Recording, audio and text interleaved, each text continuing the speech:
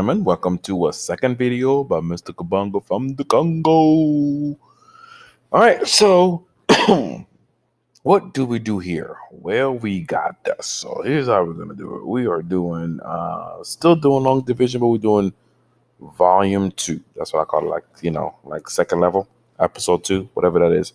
All right, so you have the two stuff right here. So what you're gonna do is rewrite it.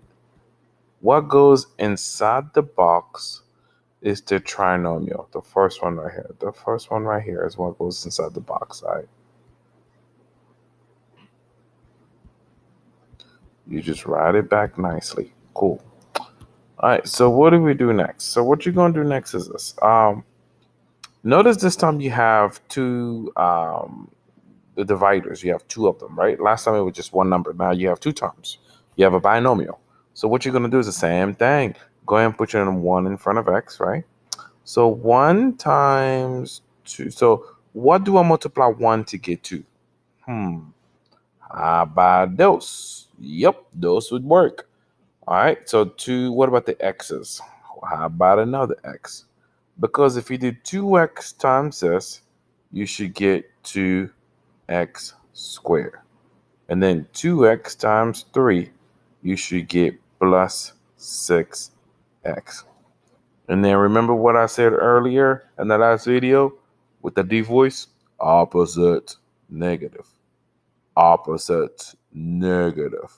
So let's get rid of this original plus right here. Gone. There it is. Gone. All right, so now you get rid of that. All right, so 10x minus 6, you get 4x. Drop this down. All right. The reason why you drop it down, you do want to have at least two terms to work with because it's been divided with two terms. All right, next. What do you multiply 1 with to get 4? Think, think, think. What about a positive 4? All right, what about the x's? Nothing, because 4 times x, you get 4x. And 4 times the 3, you get positive 12. All right, what do we do next? Are you ready? Opposite, negative, boom. Opposite, negative, boom. Let's erase the original one. Adios, my friend. Out of there. All right, gone, gone. What's my final answer?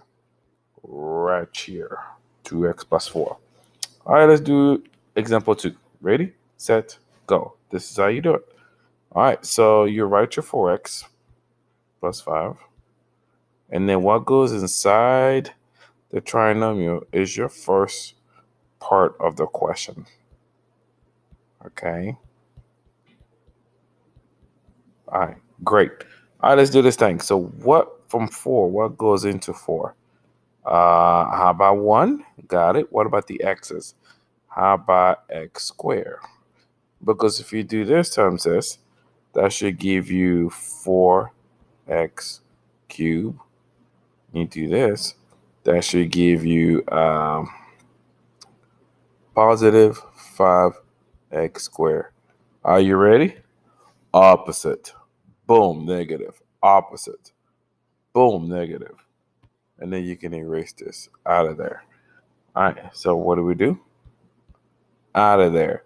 What about negative 7x squared minus 5x squared? You get negative 12x squared. And then drop the next term because we want two terms because we're dividing it by two terms.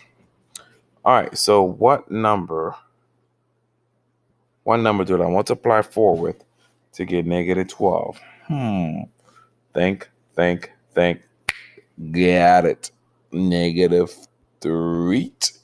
Negative 3. What about the x's? Negative 3x. All right, so check this out because if you take this times that should give you negative 3 times 4, negative 12x squared. Negative 3 times your 5, that should give you negative 15x. Right? All right. You ready? Opposite.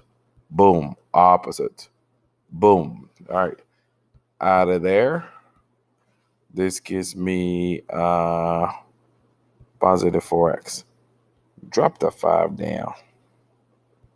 There it is. All right. So what number do I multiply 4 to get 4? What number do I multiply 4 to get 4? How about numero uno?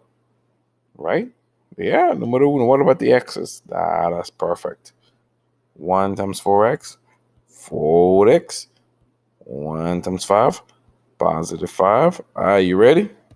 Opposite. Boom. Opposite. Boom. There it is.